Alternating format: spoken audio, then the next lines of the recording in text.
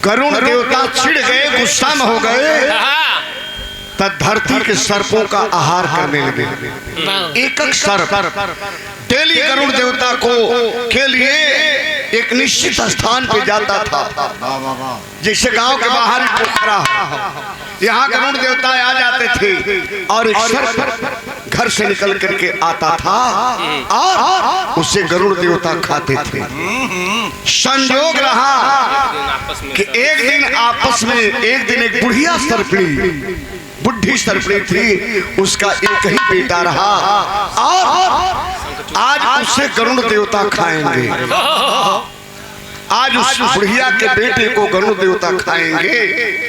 बुढ़िया सर्पणी रो रही थी, तो मेरा इकलौता लाल आज गरुड़ देवता का शिकार बन जाएगा, आज उससे गरुड़ देवता खा लेंगे। यही बुढ़िया सर्पणी रो रही थी। उसी रास्ते से एक ऋषि कुमार, जिस ऋषि कुमार का नाम था जिमुत वाहन ऋषि कुमार जा रहा था। वह बुढ़िया सर्पणी बूढ़ी औरत के भेष में रो रही थी। पूछा जिमुत वाहन, अरे माँ क्यों रो रही हो, माँ क्यों रो रही हो? वह बुढ़िया सर्पणी बताई कि मेरे जिगर का टुकड़ा मेरा एक ही बेटा है और आज उसे गरुड़ खा जाएंगे, इसलिए मैं रो रही हूँ बेटा, इसलिए मैं रो रही हूँ।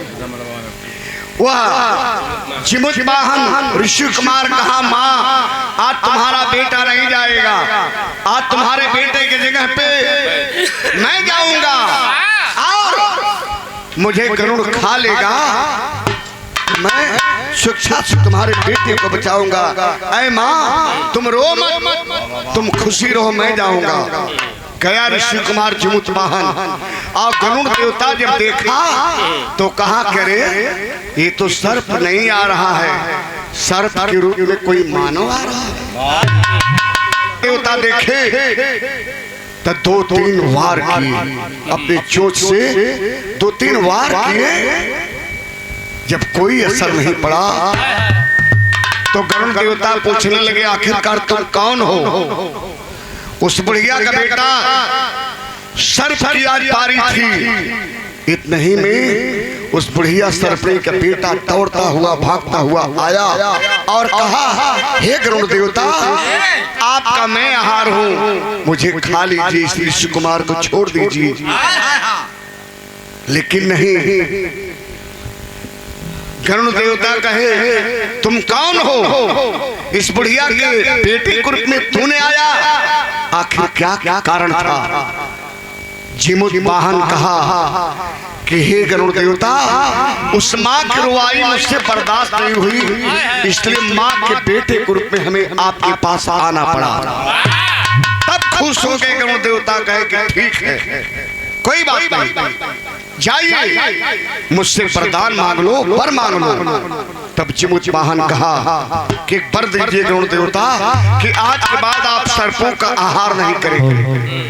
आज के बाद पहला वरदान दीजिए कि आज के बाद आप सर्पों का आहार नहीं करेंगे, और दूसरे वरदान के रूप में हमारे शरीर पर जो घाव आप किए उस घाव को ठीक कर दीजिए।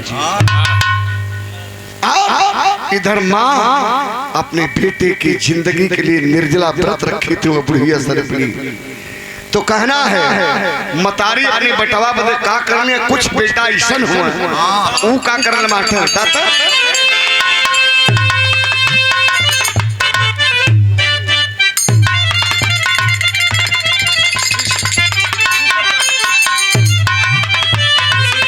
यही पावन पर रहा कुआर कृष्ण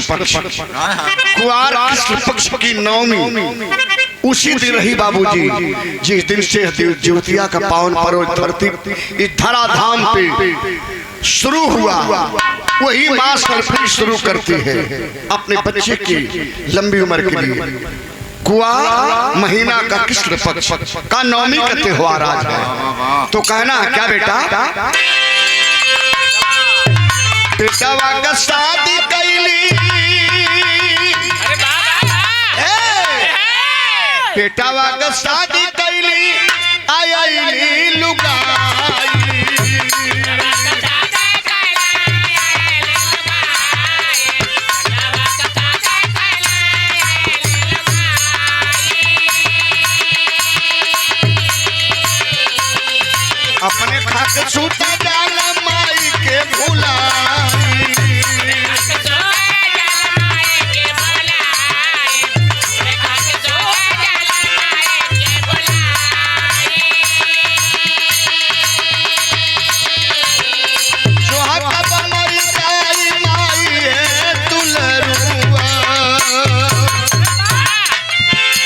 कैसनो बेटा हूँ। घरे में मेहरारू आ जाई तो माई के भुला जी हैं। आज के प्रवेश कैसन बेटा हूँ।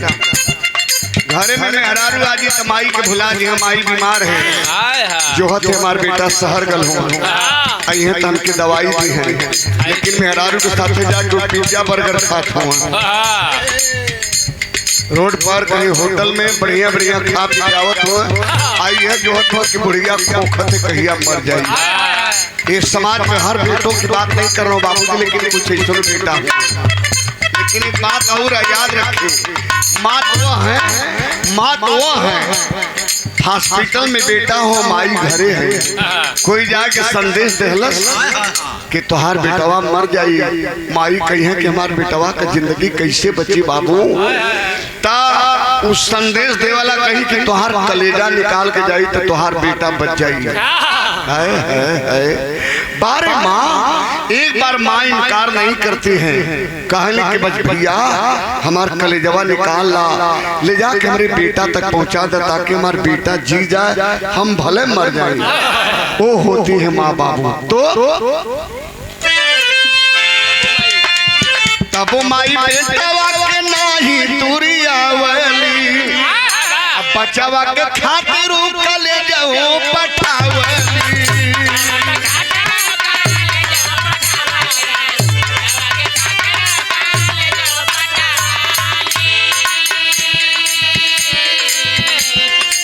हर तरैया बड़ाई है तुलरुआ, अरे राम जन्म यहाँ बड़ाई है तुलरुआ, माई कमूल के चुकाई तुलरुआ।